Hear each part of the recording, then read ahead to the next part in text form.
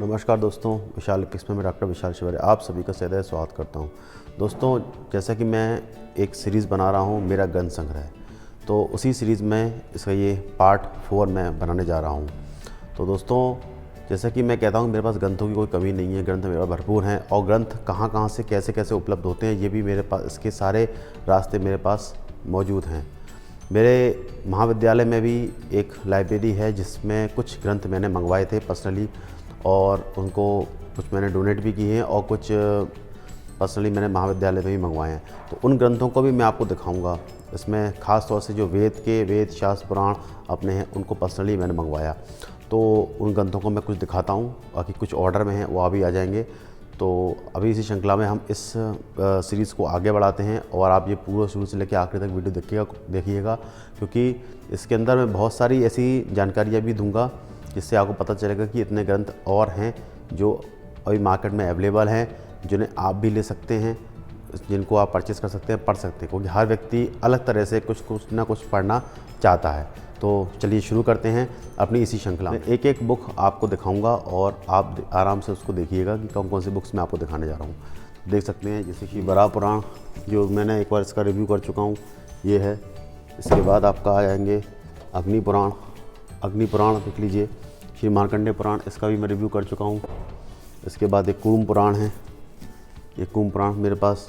ये आपका चौखंबा विद्या भवन का कूर्म पुराण है। इसके बाद विष्णु धर्मोत्तर पुराण, इसका मैं रिव्यू कर चुका हूँ।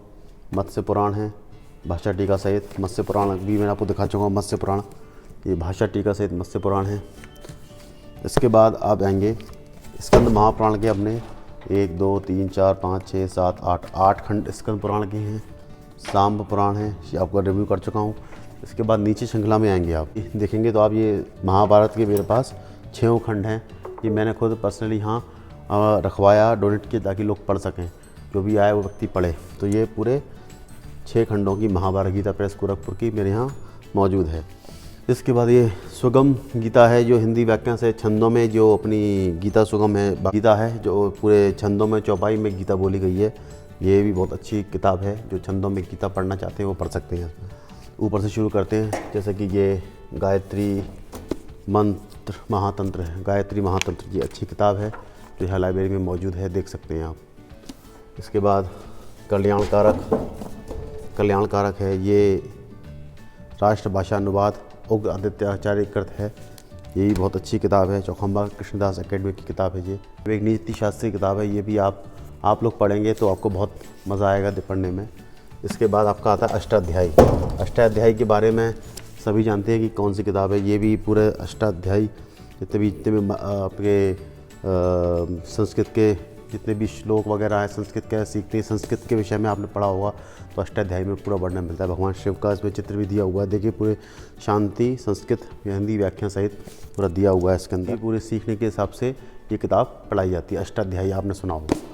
इसके बाद आगे आते हैं अपन, ये श्री पंचसार तंत्रम देखिए। ये आदि शंकराचार्य द्वारा किताब रची गई है। इसमें लिखा हुआ है आदि मध्य शंकराचार्य रचितम।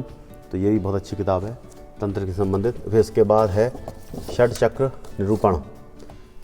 निरूपण की किताब है, ये योग की किताब है। भारत भूषण देखिए दिया हुआ है यहाँ पे, अच्छी किताब है ये। इसके बाद आता है सौंदर्य लहरी की ये किताब बहुत अच्छी किताब है, ये देख सकते हैं पुस्तक। इसके बाद वेदांत प्रबोध, ये वेदांत प्रबोध है।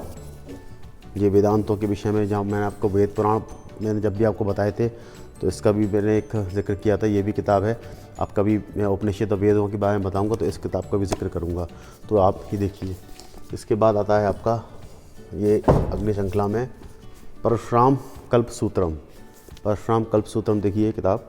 ये श्री डॉक्टर परमहंस विरचितम नीलशील विवेक भाषा संवित्तम से किताब है। पूर्णानंद संस्कृत विश्वविद्यालय वाराणसी से प्रकाशित होती है, देख सकते हैं आप। इसके बाद आता है आपका गौतमी महातंत्रम है ये किताब। ये भी एक तंत्र किताब महर्षि गौतम द्वारा पढ़ित ये किताब है। ये आचार्य श्री निवास शर्मा हिंदी टीकाकार इन्होंने छापी है।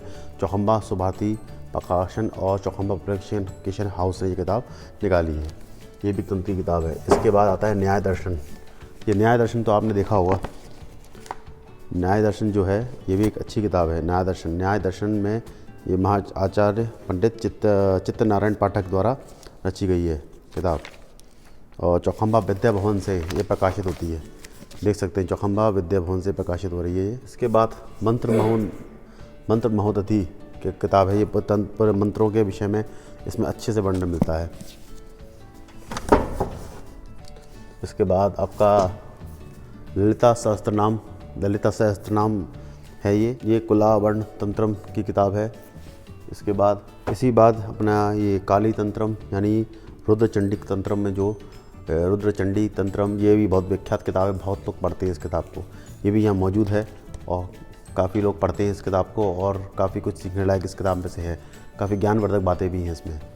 इसी के बाद अपना ये एक किताब आती है रावण संहिता। इसमें तंत्र मंत्र और आयुर्वेद के विषय में बहुत वर्णन है, लेकिन ये देहाती पुस्तक भंडार वालों का है और काफ़ी प्रसिद्ध बुक, काफ़ी लोग पढ़ते हैं। देख सकते हैं साइज इसका। पर इसमें और भी काफ़ी श्लोक, रुद्रायमल तंत्र हुए और रावण के अक्ष संहिता हुई। इसमें बहुत सारी चीज़ें रावण के इसमें लिखा है, उन्होंने कंपाइल टाइप का किया है। आप इसमें से ऑथेंटिक क्या है ये तो पढ़ने के बाद आपको अच्छे से समझ में आएगा कि बहुत सारी चीज़ें इसमें मिक्स मिलेंगी। लेकिन ये अच्छी किताब है रावण संहिता, बहुत विख्यात है, बहुत जगह मिलती है। तो इसके बाद भी एक पतंजलि योग दर्शन है जो सुरेश चंद्र श्रीवास की है। ये योग की सबसे महत्वपूर्ण बुक है। इसके अलावा मेरे पास कौटिल्य अर्थशास्त्र भी है। दोनों देखिए आप। कौटिल्य आचार्य चाणक्य की सबसे महत्वपूर्ण बुक है। चाणक्य नीति इसी बुक से अलग से निकाली गई है।